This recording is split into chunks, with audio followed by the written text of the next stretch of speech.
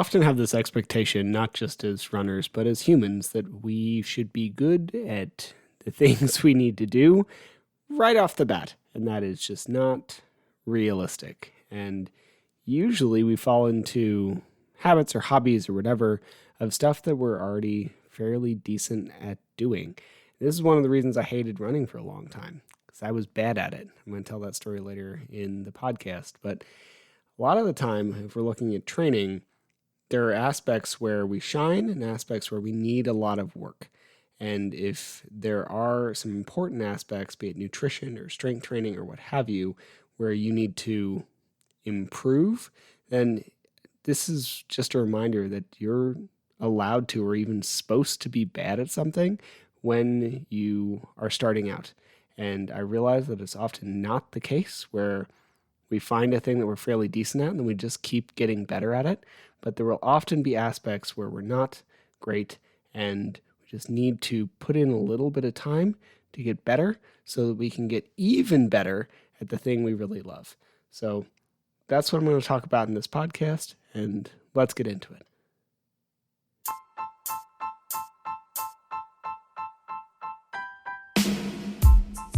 Welcome to the Trail and Ultra Running Training Podcast. My name is Will Franz, and I'm here to help you improve your training so you can have more fun out on the trails.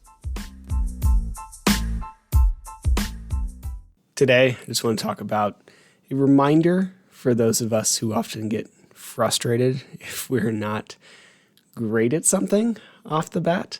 Like, I think sometimes athletes are like the decent athlete at their school or they're good at something, whatever.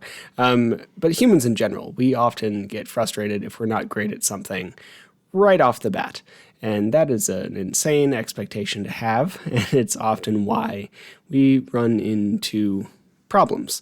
If you've just started something, then you're supposed to be bad at it. And this is a thing that I'm really bad at remembering, and I keep trying to get better. I've not learned this lesson yet. I heard someone say that unless you're like integrating your actions, then you probably haven't actually learned it yet. You just know the information.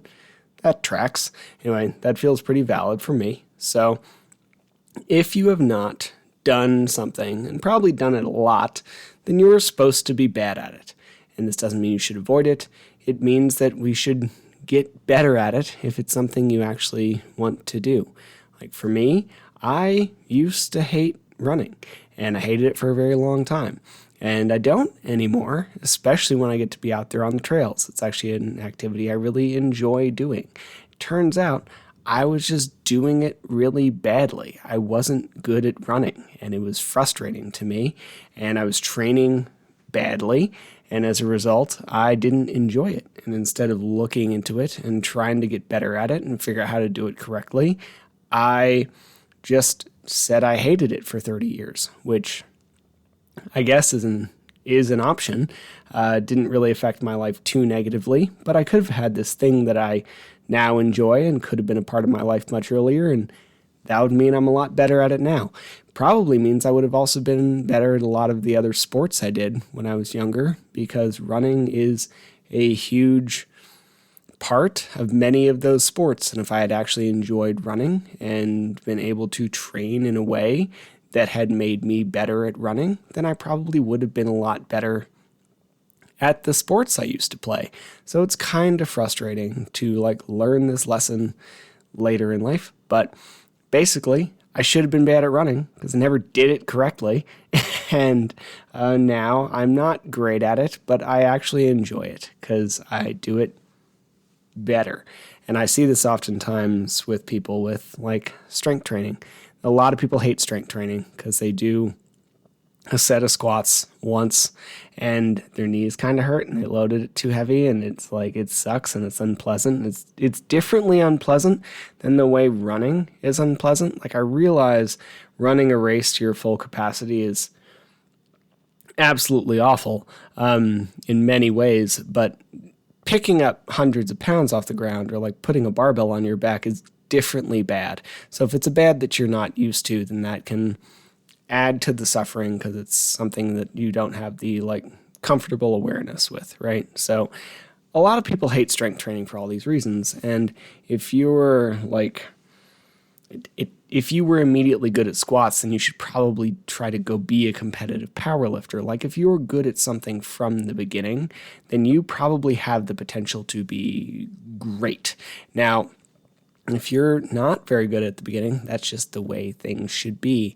When I coach a lot of people in person and they wonder why my squat looks like the way it does, I often remind them that I've probably done 10 to 50,000 of them in my life between practice and training and coaching other people and demoing and all these things. Like I do multiple squats a week for my own training and then a couple hundred just showing other people how to squat every week for the past 5 years.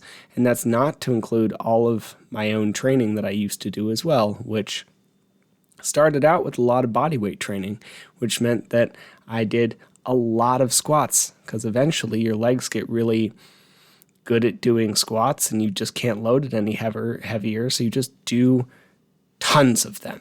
Now, that is a reason I am decent at that movement pattern. And it's still, I wouldn't call myself great at it. It took a long time. It's not really a natural movement for me. My ankles are kind of tight. My Achilles and calf are kind of tight. So it took a long time for me to become mildly competent at it. And now my squat is fine. Good if I'm being nicer. But it's certainly not great. I don't look like an Olympic lifter. And I've done lots of them. And just a reminder that we should, practice a lot. Practice, get better, or don't. That is also an option. Like whatever floats your boat. But to accomplish a big goal like an ultra, you really have to have like one of two things. First, just a love of the thing you're doing. And this is going to be the best, right? Like I personally think that life is too short to do a ton of stuff you don't really like all that much. So if you're going to run a thing like an ultra, then you should probably like running, because at the very least on the day of the ultra, you are going to be running a lot. And you're probably going to be running a lot in training too, unless you just don't mind getting hurt. So if you're going to run an ultra, you should probably enjoy running. But you're an adult. I'm not going to tell you what to do. We have another option. We'll get to that in a minute. Those who are really good at running tend to love running, or at the very least loved it at one point in their life. Like there's plenty of people who were great in high school and college, and then they fell out of love with it due to just kind of burnout or a shitty coach. Like that happens a lot as well. And then they find it later in life, or they don't. But I'm pretty sure that any person who was ever a professional runner, including if they're like 80, might be able to beat me in a marathon. So got to be aware that it's a lot of that adaptation still stays. So those who loved it at one point, or still do, even better, gonna be great at it. And those are who are truly great, because they're obsessed.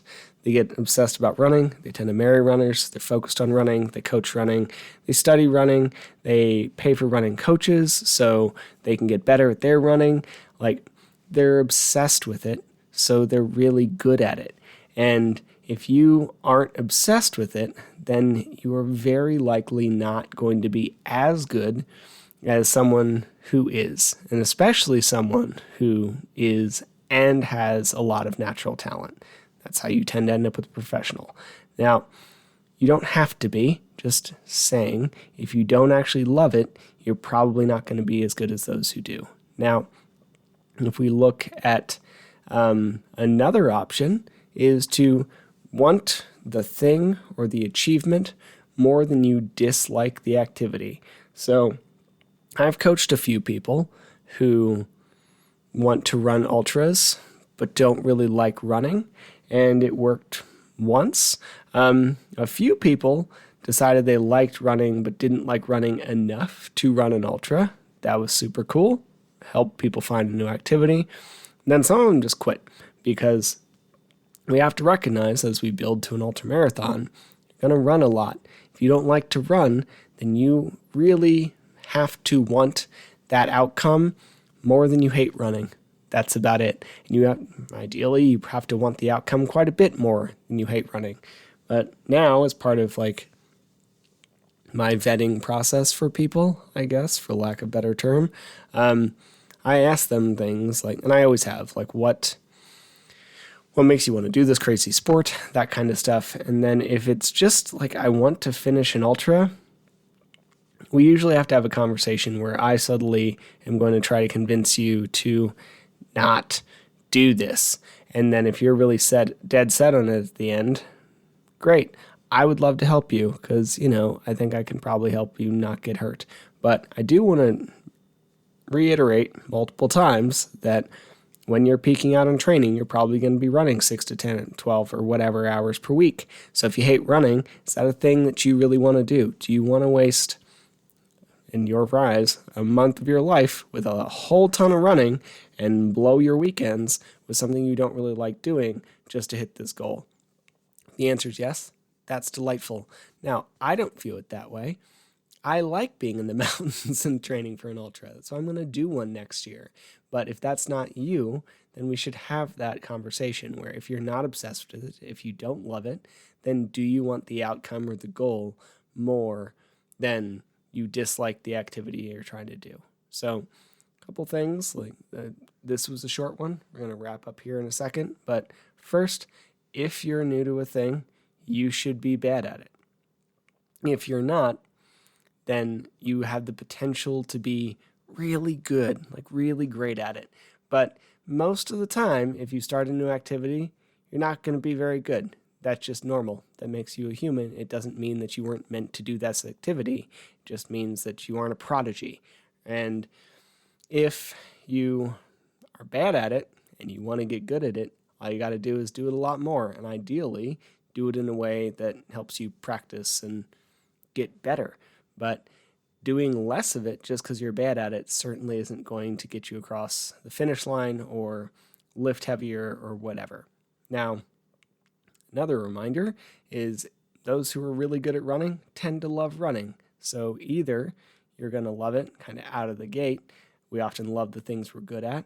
Or you have to want the end goal more than you dislike the thing.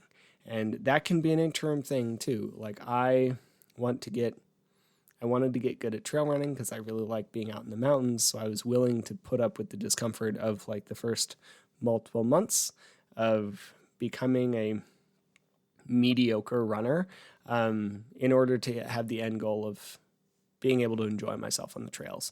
Now we can use that to do many other achievements that I'm looking towards down the line. So, but again, if you just started something, you're probably going to be bad at it. That's just how things are. So I hope this was helpful. I'm going to go take my dog for a walk, jog, run. I'm rehabbing my foot.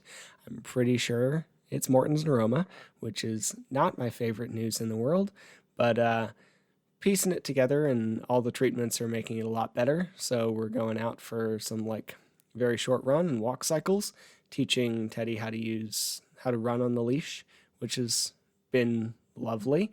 Did it first time yesterday, going to go out for another half an hour today, and then, try and get some sleep because I wake up at 4:45 in the morning. So I hope you have a good rest of your night, and I will be back here with another one later this week. Thank you for listening to the Trail and Ultra Running Training Podcast. Honestly, I'm still surprised and honored that anybody wants to hear what I have to say, so thank you. To be clear, not a doctor, nor a registered dietitian, or any other kind of medical professional. I'm a personal trainer, a nutrition coach, and a running coach, and I have a passion for training trail runners. You should always speak with a qualified medical professional before making any changes to your training or nutrition program. If you enjoyed the podcast or found it helpful, please take a second to leave a rating or review. I'd really appreciate it. Or you could just share it with someone for whom you think it might be helpful. I make these kinds of things in order to provide more quality, free resources to people, so the more people who hear it, the better. If you want more of this information, please head to the Trail and Ultra Running Training group on Facebook, where we discuss all aspects of training so you can have more fun doing the sport that you love. Thank you again for listening.